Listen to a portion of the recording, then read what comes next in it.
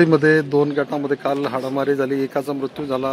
अतिशय वातावरण तणावाचं आहे गावामध्ये. तुम्ही आज भेट दिली, काय काय तुम्हाला या ठिकाणी पाहायला मिळालं? अतिशय दुर्दैवी घटना या गावामध्ये घडली. बिलवाडी या गावामध्ये घडली. गोपाळ समाजाचे एकनाथ गोपाळ होय, त्याचं 54 वर्ष आहे. म्हणजे छोट्याशा कुरबुरीवरून या ठिकाणी ही घटना घडल्याचं मला या ठिकाणी प्रथमदर्शी कळालेलं आहे. आणि त्यात 10-12 लोकांच्या जमावाने येऊन त्या लोकांच्या त्यांनी त्या ठिकाणी त्याला डोक्यात फावडं टाकलं, त्याला मारलं. जे सोडवायला गेले त्यांनाही मारलं. त्याच्यामध्ये 2 जण अजून सिरियस आहेत.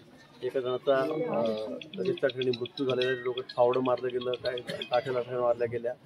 त्यामुळे त्याचा दुर्दैवी मृत्यू या ठिकाणी झालेला आहे. या प्रकारामध्ये 10 लोकांची नावं डिटेक्ट झालेली आहेत किंवा फिर्यादीने दिलेली आहेत. त्यातले 8 लोक अटक झालेले आहेत. 2 लोक अजून फरार आहेत. पोलीस त्याचा सगळा तपास करतात. थोड्याच काळामध्ये वेळामध्ये त्यांनाही ताब्यात घेतलं जाईल. पण गावामध्ये कुठेही आता गोंधळ होणार नाही याची सर्वांनी काळजी घ्यावी असं आवाहन आम्ही या ठिकाणी केलं आहे. जिल्हाधिकारी या ठिकाणी आहेत, SP या ठिकाणी आलेले आहेत, सर्व पोलीस बंदोबस्त आलेला आहे. पण यापुढे अशी कुठलीही घटना गावात घडू नये असं आव्हान मी सगळ्यांना केलेलं आहे. मला वाटतं गावकऱ्यांनी ते मान्य केलं आहे. सरपंच या ठिकाणी आहेत.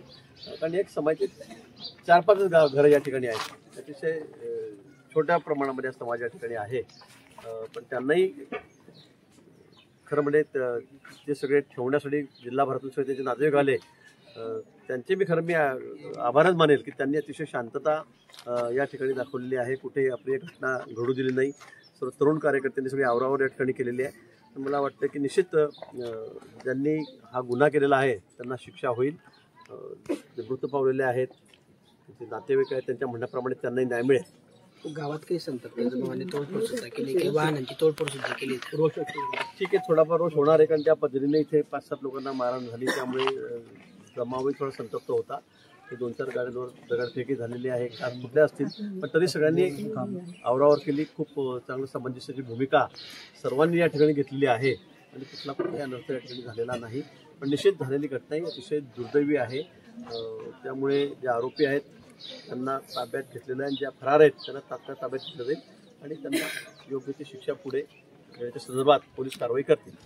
यामध्ये काही राजकारणाचं जळगाव शहरामध्ये संतप्त नागरिकांनी रास्ता रोको केला, कलेक्टरांना निवेदन दिलं. याबाबत आपण आता पोलीस प्रशासनाला किंवा प्रशासनाला काय सूचना? आपल्याला कल्पना आहे. मी आधीच सांगितलं की 10 आरोपींची नावं या ठिकाणी सांगितलेली आहेत आणि 10 पैकी 8 लोक लगेच ताब्यात घेतात आहेत. पोलिसांनी तात्काळ त्या ठिकाणी 8 लोकांना ताब्यात घेतलेलं आहे. ते आता पोलीस कस्टडीमध्ये आहेत. 2 जण फरार झालेले आहेत. त्यांचा तपास सुरू आहे.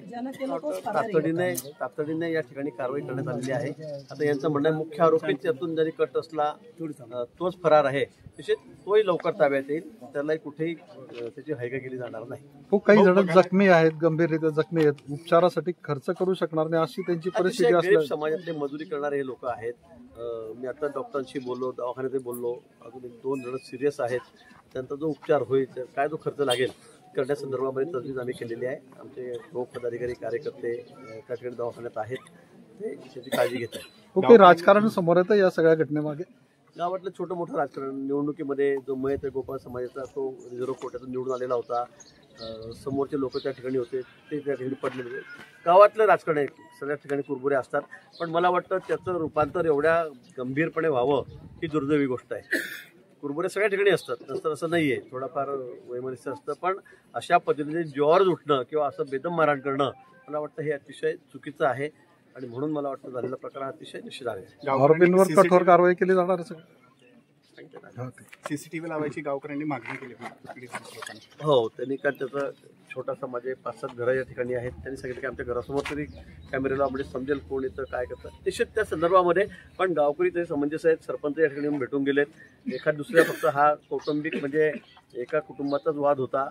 त्यामुळे सगळं गाव त्यांनी जे सांगितलं, मला गाव अतिशय चांगलं आहे, आम्ही अतिशय गुण्यागोविंदाने इथे राहतोय तितक्या वर्षापासून. गावाबद्दल त्यांचा कुठलाही आक्षेप नाही. पण तशी आवश्यकता असेल तर कॅमेरे पण पडलो.